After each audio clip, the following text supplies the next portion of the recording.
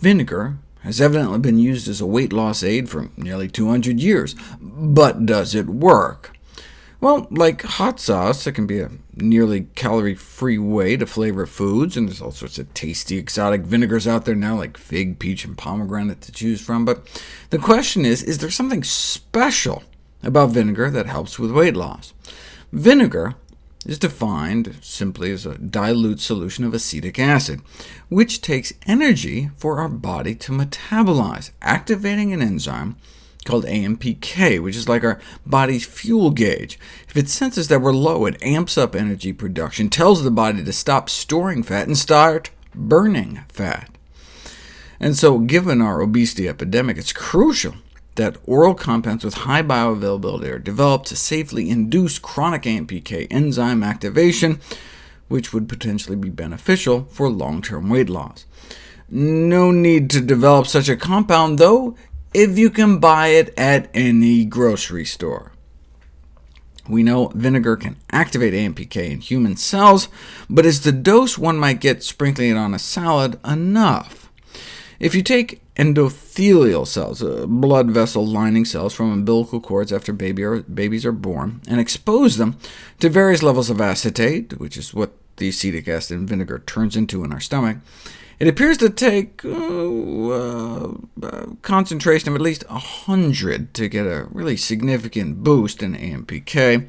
So how much acetate do you get in your bloodstream sprinkling about a tablespoon of vinegar on your salad? You do it 100, but only for about 15 minutes. And even at that concentration, 10 or 20 minutes exposure doesn't seem to do much. Now, granted, this is in a petri dish, but we didn't have any clinical studies until we did. A double-blind trial investigating the effects of vinegar intake on reduction of body fat in overweight men and women. Now, they call them obese, but they were actually slimmer than your average American. In Japan, they call anything over a BMI of 25 obese, whereas the average American adult is about 28.6. But anyway, they took about 150 overweight individuals and randomly split them into one of three groups: a high-dose vinegar group, where they drank a beverage containing 2 tablespoons of apple cider vinegar a day; a low-dose group, where they drank a beverage containing only 1 tablespoon of apple cider vinegar a day; and a placebo control group, where they had them drink an acidic beverage they developed to taste the same as a vinegar drink, but using a different kind of acid, so there was no acetic acid. No other changes in their diet or exercise. In fact, they monitored their diets and gave them all pedometers, so to make sure that the only significant difference between the three groups was the amount of vinegar they were getting every day. This is where they started out.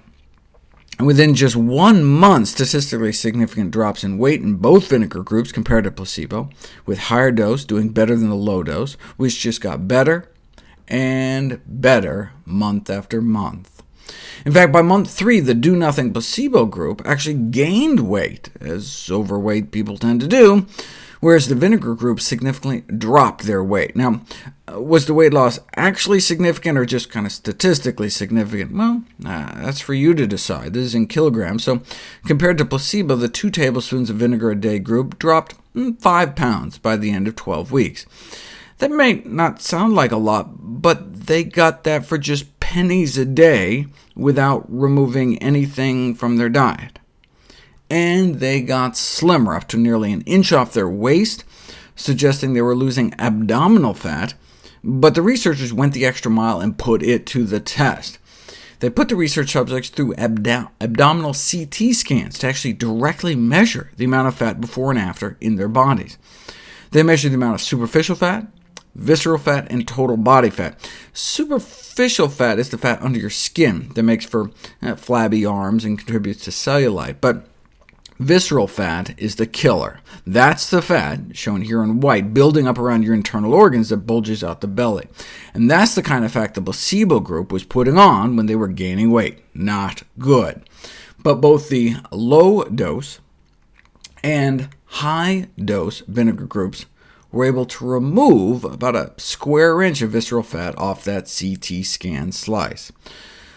Now, like any weight loss strategy, it only works if you do it. A month after they stopped the vinegar, the weight crept back up, but that's just additional evidence that the vinegar was working. But how? A group of researchers in the UK suggested an explanation. Vinegar beverages are gross. They made a so-called palatable beverage by mixing a fruity syrup and vinegar and water, and then went out of their way to make a really nasty, unpalatable vinegar beverage, both with white wine vinegar, which were so unpleasant the study subjects actually felt nauseous after drinking them, so ate less of the meal they gave it with. So there you go. Vinegar helps with both appetite control and food intake, though these effects were largely due to the fruity vinegar concoctions invoking feelings of nausea. So is that what was going on here? Were the vinegar groups just eating less? No. The vinegar groups were eating about the same compared to placebo. Same diet, more weight loss, thanks perhaps to the acetic acid's impact on AMPK. Now, the CT scans make this a very expensive study, so I was not surprised it was funded by a company that sells vinegars, which is good, since otherwise we wouldn't have these amazing data, but is also bad, because it always leaves you wondering if the funding source somehow manipulated the results.